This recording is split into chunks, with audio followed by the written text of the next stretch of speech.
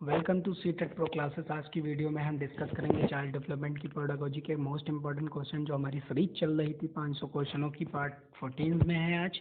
जो ये क्वेश्चन आप लोग लगा लेंगे, समझ लेंगे और अपनी समझ के हिसाब से देख लेंगे तो ज़रूर ये 30 में 30 आपके नंबर सीडीपी में ज़रूर आ जाएंगे सी टेट में, क्योंकि ये इतने मोस्ट इम्पॉर्टेंट क्वेश्चंस हैं, इन्हें समझना और देखना बहुत ज़रूरी है। तो आगे क्वेश्चन पे ही चलते हैं डायरेक्ट। क्वेश्चन नंबर 1 हमारा कह रहा है कि जो बुद्धि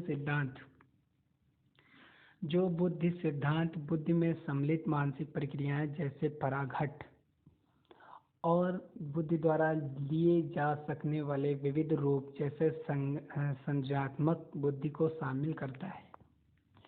ये जो सृजनात्मक बुद्धि है और बुद्धि का सिद्धांत, ये सबसे पहले किसने दिया था इसका सिद्धांत? तो जो एकल बुद्धि का सिद्धांत हमारा था वो दिया था स्पेयरमैन ने। द्विकारक सिद्धांत बुद्धि का जो था वो भी दिया था स्पेयरमैन ने। तो ऐसी प्रकार से जो बुद्धि का है, जो बुद्धि का सिद्धांत है और मानसिक प्रक्रियाएं, जैसे मानसिक प्रक्रियाएं जिसमें बताई जाती हैं सृजनात्मक बुद्धि को शामिल करता है, वो कौन से जो वैज्ञानिक थे, मनोवैज्ञानिक थे जिन्होंने ये बताया था? तो कौन से थे? स्पेयरमैन जी का कारक था या स्टर्नबर्ग का बुद्धिमत्ता का त्रितन सिद्धांत था या बुद्धि का समेट सिद्धांत था या ऑप्शन नंबर 4 थर्स्टन की प्राथमिक मानसिक योग्यता? तो इसका राइट आंसर करने के लिए सबसे पहले इसको बुद्धि के बारे में समझ लेंगे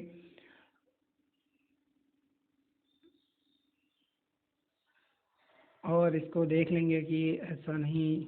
तो इसका राइट आंसर हमारा जो है ऑप्शन नंबर 2 है, स्टेनबर्ग का बुद्धिमत्ता का त्रितंत्र सिद्धांत। त्रितंत्र सिद्धांत स्टेनबर्ग ने बताया था। इन्होंने बताया था कि एक सृजनात्मक होती है जो नंबर 1 पे ये था, और एक विश्लेषणात्मक होती है,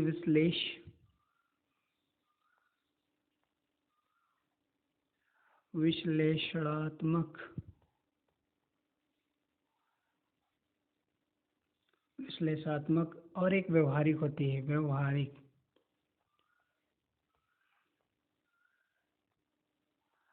तीन बताए थे जिसका त्रितंत्र सिद्धांत कहलाता है। जैसे कि सबसे पहले विश्लेषणात्मक सिद्धांत और फिर दूसरे नंबर पर सृजनात्मक सिद्धांत और तीसरे पे व्यवहारिक सिद्धांत। ये तीनों बुद्धि बताई, व्यवहारिक बुद्धि तीनों बताए थे स्टेनबर्ग ने। तो जो एकल बुद्धि और द्विबुद्धि कारक सिद्धांत थे वो हमारे बताए थे, उसको क्या बोलते हैं? स्पेयरमैन ने। इन्होंने बताया था सामान्य बुद्धि कारक और विशिष्ट बुद्धि कारक। थर्स्टन ने बताया था। तो थर्स्टन ने क्या कहा था?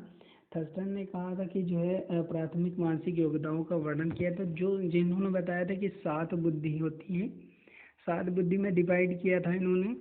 और जो स्टर्नबर्ग थे उन्होंने 3 बुद्धि में डिवाइड किया था और स्पेयरमैन ने द्विकारक बुद्धि में स्थापित किया था कि एक सामान्य जनरल फैक्टर ऑफ होता है और एक स्पेसिफिक फैक्टर्स होते हैं। तो 2 टाइप से होते हैं। तो आगे चलते हैं नेक्स्ट क्वेश्चन की तरफ। एक क्वेश्चन को बहुत ही से पढ़ेंगे, समझ से। एक शिक्षिका को 2 एक समान गिलासों को प्रदर्शित करती है, जो गिलासों को प्रदर्शित करती है जो जूस, यहाँ पे जूस है,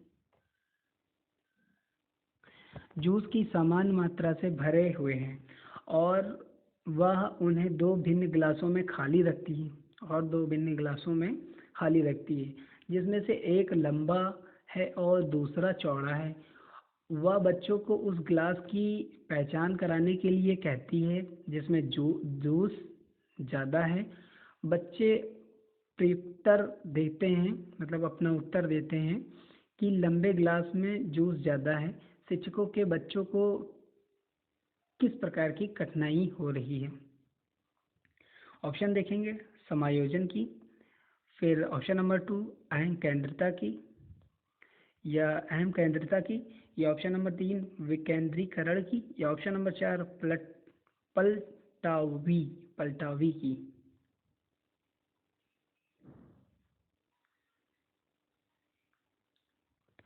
ये इसका राइट आंसर क्या होगा? क्वेश्चन को फिर से पढ़ देते हैं। एक शिक्षिका को दो एक समान गिलास को प्रदर्शित करती है जो जूस के समान मात्रा से भरे हुए हैं। वह उन्हें दो भिन्न गिलास में खाली रखती है, जिसमें से एक लंबा है दूसरा चौड़ा है।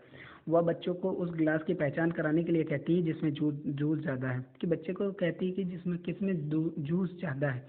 बच्चे उत्तर देते हैं कि लंबे गिलास में जूस ज़्यादा है। शिक्षक के बच्चों को कौन सी कठिनाइयाँ उत्पन्न होती है? समायोजन की, या अहम केंद्रिता की, या विकेंद्रीकरण की, या पलटावी की?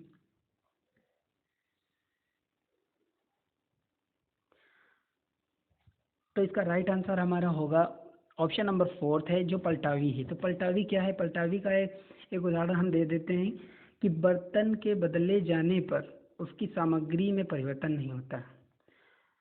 जो बर्तन है, जैसे कि ग्लास है, उसको खाली बदल जाने पर उसके अंदर की जो सामग्री होती है उसमें कोई परिवर्तन नहीं होता है, केवल बर्तन का आकार बदलता है। ये पलटावी पलटावी का उदाहरण है। और जो हमारा जैसे कि अन्य है, जैसे समायोजन है, अहम केंद्रिता है। तो इन्होंने एक एक चीज़ बताया था कि पियाजे जी ने हमें बताया था कि समायोजन समायोजन है क्या? समायोजन का अर्थ है वातावरण के साथ समायोजन करना, ये होता है समायोजन। और अहम केंद्रिता क्या है? तो जो है अहम केंद्रता मतलब बालक अपने विचार को सही मानता है, वही अहम केंद्रता होती है। तो समायोजन समझ में आया? समायोजन क्या होता है? जो समायोजन वो होता है जो वातावरण के साथ में समायोजन करता है। और अहम केंद्रता क्या होती है? जो अहम केंद्रता है वो, जैसे कि बालक है, अपने अपने विचार को अपने केवल अपने विचार को वो सही मानता है। जैसे बच्चे ने कहा कि ये गिलास जो है, गिलास में ये लंबा वाला गिलास जो है इसमें जूस ज़्यादा है। तो वो बच्चा कह रहा है कि वो अपने जो विचार रख रहा है वो उसको सही मानता है। तो और विकेंद्रीकरण क्या है? तो विकेंद्रीकरण जो है वस्तु के संबंध, जो वस्तु का ढंग है, सोचने की क्षमता, वस्तु के बारे में सोचने की क्षमता को व्यक्त करता है विकेंद्रीकरण। संबंध या वस्तुनिष्ठ या वस्तु के ढंग से सोचने की क्षमता को व्यक्त करता है।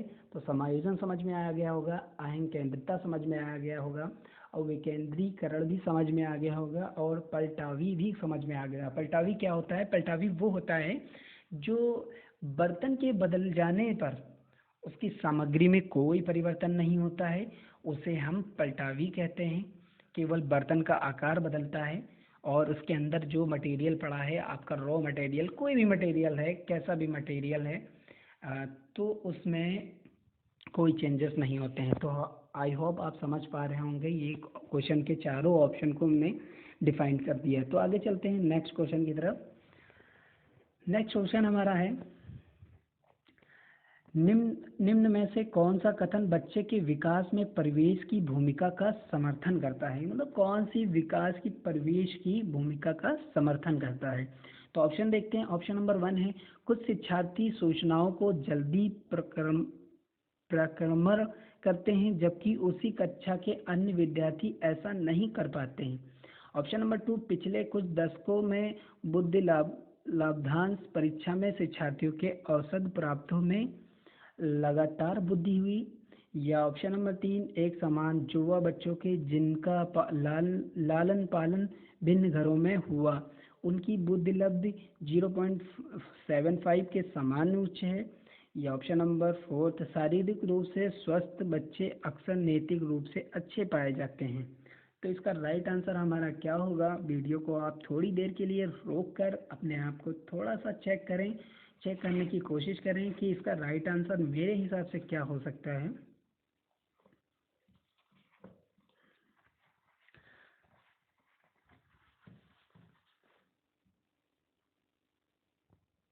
तो इसका राइट आंसर हमारा जो है ऑप्शन नंबर 2 है, जो पूरी तरीके से राइट है।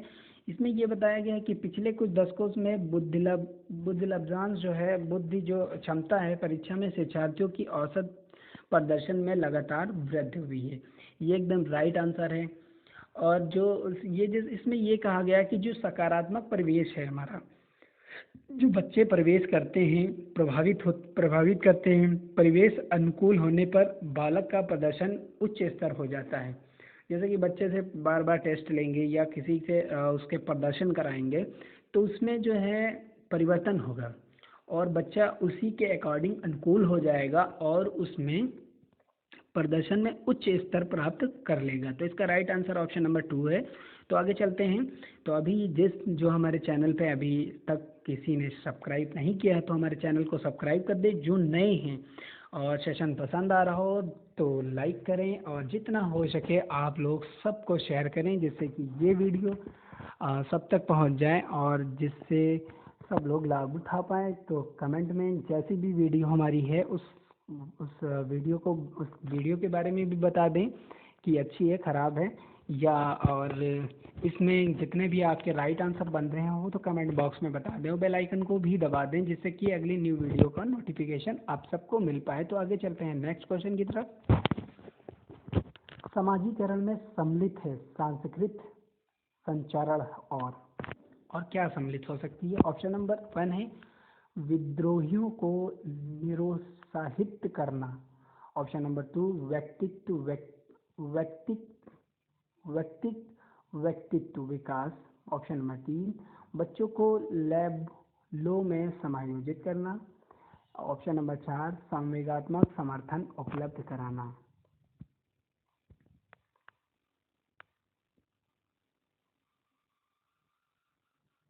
तो इसका राइट आंसर हमारा ऑप्शन नंबर 2 है, व्यक्तिगत के अंदर जो है हमारा विकास कराना। ये हमारी जो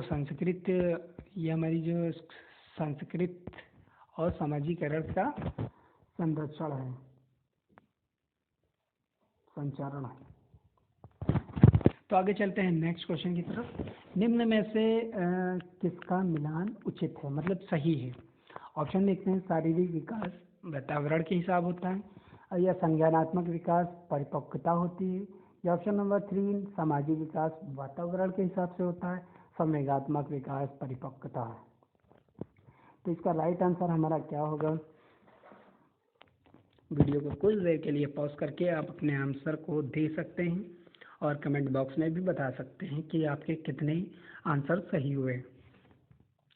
तो इसका राइट आंसर हमारा जो ऑप्शन नंबर 3 है वो राइट है। वो इसलिए राइट है कि सामाजिक विकास जो होता है आपके वातावरण पे, आपके आस पड़ोस, आपके वातावरण पर निर्भर करता है।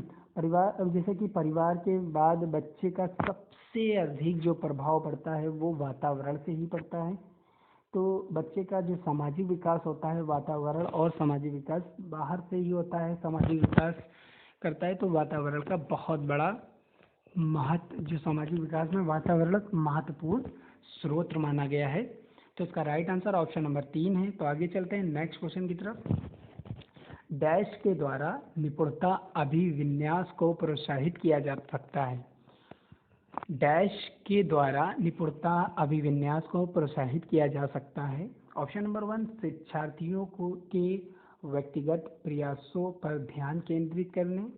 ऑप्शन नंबर 2 शिक्षार्थियों की सफलता की परस्पर तुलना करने। ऑप्शन नंबर 3 गृह कार्य के रूप में बहुत अधिक अभ्यास सामग्री देकर। ऑप्शन नंबर 4 अनपेक्षित परीक्षा लेकर। तो इसका राइट आंसर हमारा क्या होगा? सबसे पहले कुछ ऑप्शन को तो हम काट देते हैं, वो इसलिए क्योंकि गृह कार्य तो जो हम जो करते हैं बहुत ज़्यादा सामग्री नहीं देते हैं बच्चे को, वही के उसी के अकॉर्डिंग, या जैसे कि मैं लड़की है या हमें या लड़का है घर पर काम ज़्यादा करना पड़ता है तो हमको उसी के अकॉर्डिंग जो है हमको गृह कार्य देना होगा और उसी के अकॉर्डिंग उसको गृह कार्य देना होगा और जो शिक्षा से रिलेटेड हो और उसी के हिसाब से उसको समझाना होगा। तो अनपेक्षित परीक्षा लेने से ये भी रॉन्ग हो जाएगा। शिक्षार्थियों की सफलता की परस्पर तुलना, मतलब एक दूसरे से तुलना करने से भी नहीं होगा। तो इसका राइट आंसर हमारा होगा ऑप्शन नंबर 1, जो कि पूरी तरीके से राइट है। तो आगे चलते हैं नेक्स्ट क्वेश्चन की तरफ। क्वेश्चन बहुत ही इंपॉर्टेंट है, तो समझ के ही क्वेश्चन का आंसर करिएगा सब लोग। हालांकि यह स्पष्ट रूप से उसकी सुरक्षा आवश्यकताओं के उल्लंघन में था कैप्टन विक्रम बत्रा अपने देश, फिर से क्वेश्चन को पढ़ता हूँ। हालांकि यह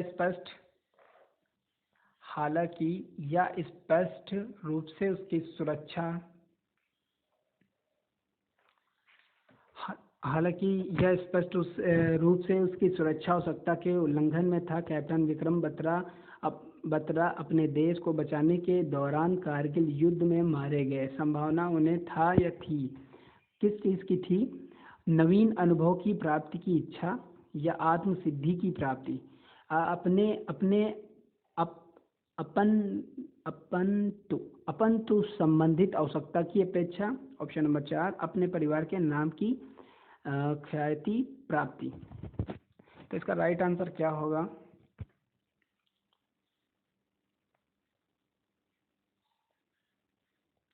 तो जो कारगिल युद्ध में, तो इसका राइट आंसर हमारा क्या होगा? इसका राइट आंसर ऑप्शन नंबर 2 है, आत्मसिद्धि की प्राप्ति। आत्मसिद्धि की प्राप्ति मैस्लो ने इसमें एक बताया था कि मैस्लो ने बताया था कि आत्मसिद्धि की प्राप्ति की आवश्यकता को अपनी व्यवस्था उच्चतम आवश्यकता माना है। जैसे कि मैस्लो ने बताया था, ये मैस्लो थे एक जिन्हें इंग्लिश मैन की उपाधि, या इन्होंने इंग्लिश का कुछ जिक्र किया था सबसे पहले जब शिक्षा के रणनीति बन रही थी। तो मैस्लो ने बताया था कि आत्मसिद्धि की प्राप्ति की आवश्यकता को अपनी क्रम व्यवस्था की उच्चतम आवश्यकता माना जाता है। यह आवश्यकता वह होती है जो बनने की चाह, जैसे कि आप कुछ बनना चाहते हैं तो व्यक्ति वो बन सकता है। यह एक संभवित जो होती है, ये संभवित अधिकतम जो करके वो कुछ ना कुछ प्राप्त ही कर लेता है। जैसे कि हमें बहुत ऊंचाइयों तक छूना है, या हमें जैसे कि कोई खेल खेल रहे हैं तो हमें आत्मविश्वास हो जाता है, आत्मसिद्धि हो जाती है। तो उससे ये रहता है कि हमें ये गोल करना है, तो उससे वो गोल हो जाता है। आत्मसिद्धि होना बहुत ज़्यादा ज़रूरी है। तो आगे चलते हैं, नेक्स्ट क्वेश्चन। इसका राइट आंसर ऑप्शन नंबर 2 है। तो आगे चलते हैं। शिक्षार्थी फैशन शो को देखकर मॉडल्स का अनुकरण करने की कोशिश करते हैं। इस प्रकार के अनुकरण को कहा जा सकता है, मतलब ये एक आजकल के लेटेस्ट मॉडल में आ ही जाता है कि ये कहता है कि शिक्षक जो है, मतलब शिक्षार्थी फैशन शो को देखकर, आजकल का फैशन शो जो चलता रहता है उसको देखकर बच्चे अनुकरण करने की कोशिश करते हैं, मतलब, और सब लोग उसी को देखकर फैशनेबल होना स्टार्ट कर देते हैं। तो इस प्रकार की अनुक्रिया को कहा जाता है, डैश कहा जा सकता है। क्या कहा जा सकता है? प्राथमिक अनुकरण, या गौण अनुकरण, या सामाजिक अधिगमन, या सामान्यीकरण। तो इसका राइट आंसर करने के लिए वीडियो को पॉज करेंगे।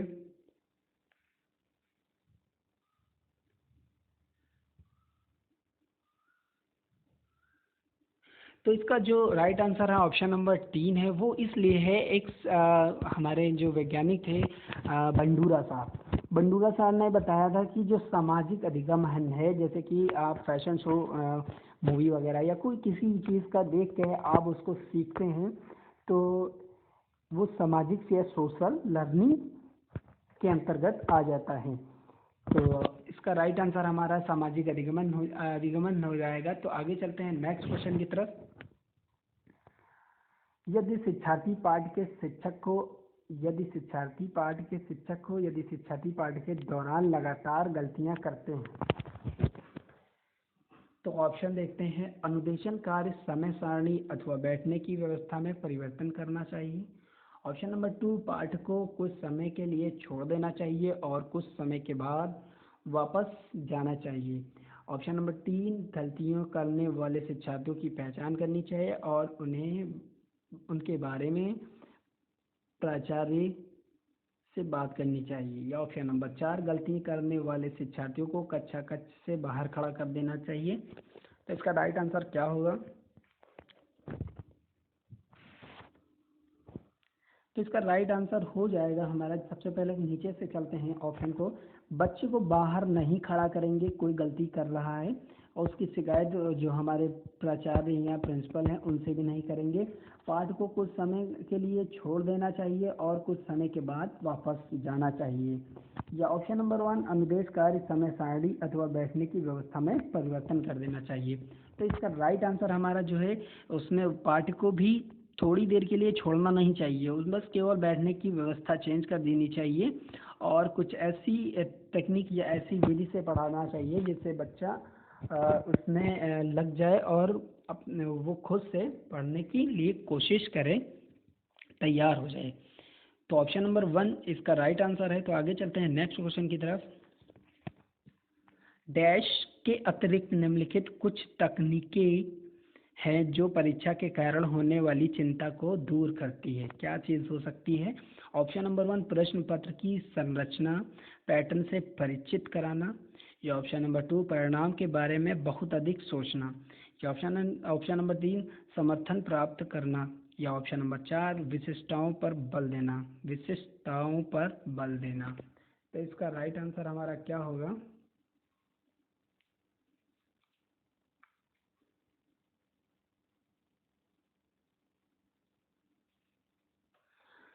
इसका राइट आंसर हमारा जो है ऑप्शन नंबर 2 राइट आंसर है। परिणाम के बारे में बहुत अधिक सोचना। जो परिणाम के बारे में अधिक सोचना,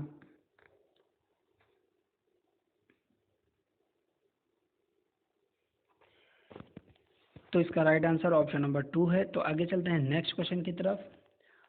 ब्लूम की टैक्सोनॉमी डैश की पदानुक्रमिक व्यवस्था। ये क्वेश्चन हमारा है, ब्लूम की टैक्सोनॉमी की डैश की पदानुक्रमिक व्यवस्था क्या कहलाती है? उपलब्ध लक्ष्य। या ऑप्शन नंबर 2, पाठ्यचर्या संबंधित घोषणाओं। ऑप्शन नंबर 3, पाठ्य कौशल। या ऑप्शन नंबर 4, संज्ञानात्मक उद्देश्य। तो इसका राइट आंसर हमारा क्या होगा?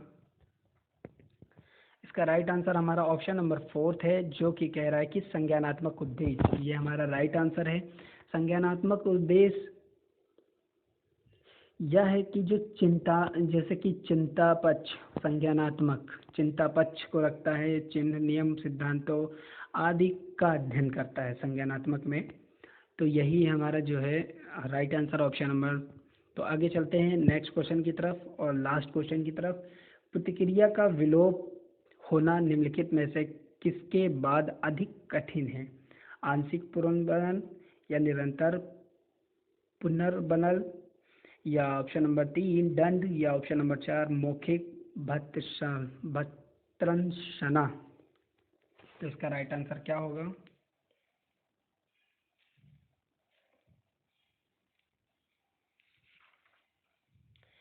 इसका राइट आंसर हमारा जो है ऑप्शन नंबर 1 है, आंशिक पुनर्बनन। ये आंशिक जो पुनर्बनन है, ये हमारा राइट आंसर है। तो इसी के साथ हम वीडियो को समाप्त करते हैं। Thank you for watching.